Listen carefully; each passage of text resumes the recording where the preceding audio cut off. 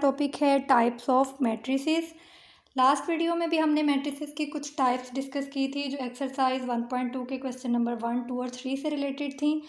आज हम जो है वो एक्सरसाइज 1.2 के क्वेश्चन नंबर 4, 5 और 6 को सॉल्व करेंगे और उनसे रिलेटेड जो टाइप्स हैं मैट्रिसेस की उनको डिस्कस करेंगे। तो इंशाल्लाह मैं पूरी कोशिश करूँगी कि आप का मैथ फोबिया जो है वो मेल्ट हो सके। ये हैं आज के लेक्चर के लर्निंग आउटकम। इसमें सबसे पहले आपको नेगेटिव ऑफ अ मैट्रिक्स की डेफिनेशन बताई जाएगी और उसको फाइंड करने का तरीका सिखाया जाएगा। इसके बाद आप लोग एक मैट्रिक्स का ट्रांसपोज डिफाइन करने के और उसको फाइंड करने के काबिल हो जाएंगे। चलें आए नेगेटिव ऑफ अ मैट्रिक्स को अपनी रियल लाइफ के साथ थोड़ा सा कनेक्ट करते हैं ताकि आपको अंदाज़ा हो कि मैथ के छोटे छोटे कंसेप्ट हमें अपनी रियल लाइफ के अबाउट क्या सिखाते हैं। तो कुरान पाक में जिक्र है कि गिबत करने वाला ऐसा है जैसे कि वो अपने मुर्दार भाई का गोश्त खाए।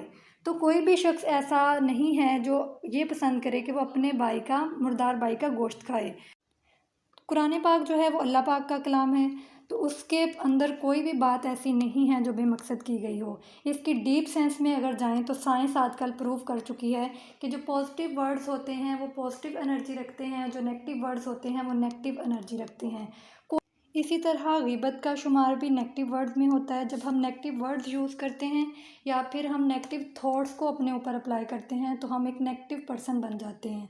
और गिबत का भी यूं ही है कि जब हम गिबत करते हैं तो हमारी बॉडी पर उसके असरात होते हैं। इसी तरह मैट्रिक्स पर जब हम एक नेगेटिव साइन अप्लाई करते हैं तो वो नेगेटिव साइन मैट्रिक्स की हर एंट्री को जाके इफ़ेक्ट करता है और उनकी जो डायरेक्शन है वो चेंज हो जाती है। जो प्लस और माइनस के साइन है ना वो असल में डायरेक्शन को ही शो करते हैं।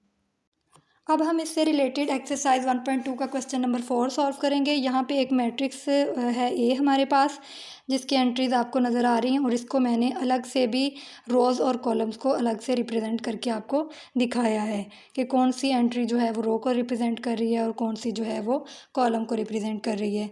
यहाँ पे अब हमने इसका नेगेटिव मैट्रिक्स फाइंड करना है तो हमने इसकी दोनों साइड्स पे अप्लाई कर देना है माइनस। और एक बात आप लोगों ने याद रखनी है कि जो भी चीज़ हमने अप्लाई करनी होती है वो इक्वेशन की दोनों साइड्स पे करनी होती है।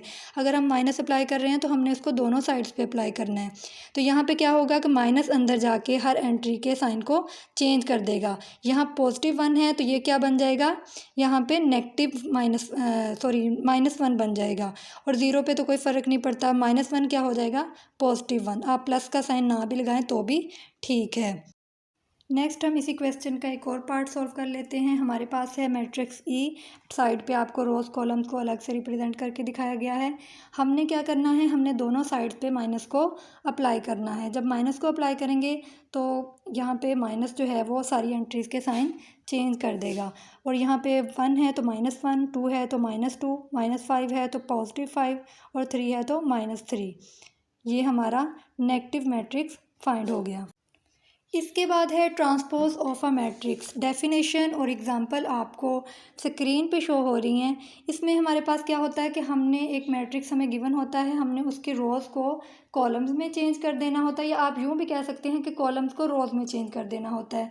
तो चेंज करने के बाद जो हमारे पास मैट्रिक्स आता है उसको हम बोलते हैं ट्रांसपोज ऑफ अ मैट्रिक्स। इसकी एक खूबसूरत सी प्रेजेंटेशन आपको स्क्रीन पे शो हो रही होगी।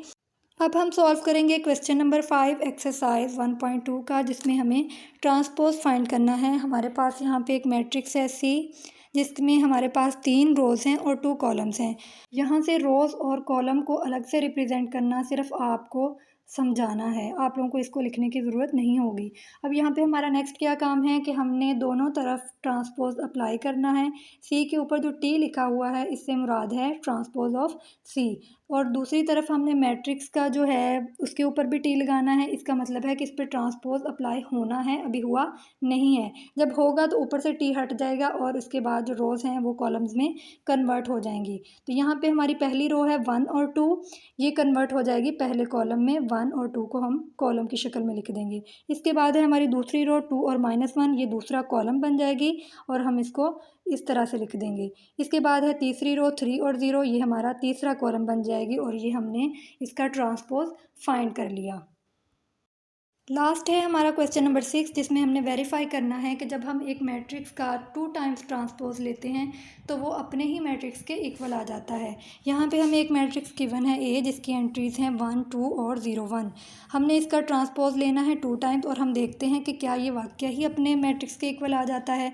तो हम यहाँ पर सबसे पहले इस मैट्रिक्स को दोबारा से लिख लेते हैं सोल्यूशन में, और नेक्स्ट हम इसका लेंगे ट्रांसपोज।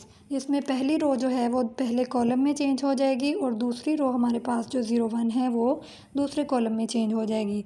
नेक्स्ट हम इसी स्टेप का दोबारा से ट्रांसपोज लेंगे और हमारे पास जो पहली रो है 1, 0 वो दोबारा पहले कॉलम में चेंज हो जाएगी और दूसरी रो 2, 1 जो है वो दूसरे कॉलम में चेंज हो जाएगी।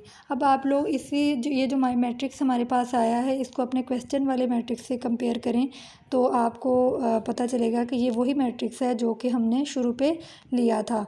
तो इससे प्रूफ ये होता है कि अगर एक मैट्रिक्स का डबल ट्रांसपोज लेते हैं तो वो अपने ही मैट्रिक्स के दोबारा इक्वल आ जाता है।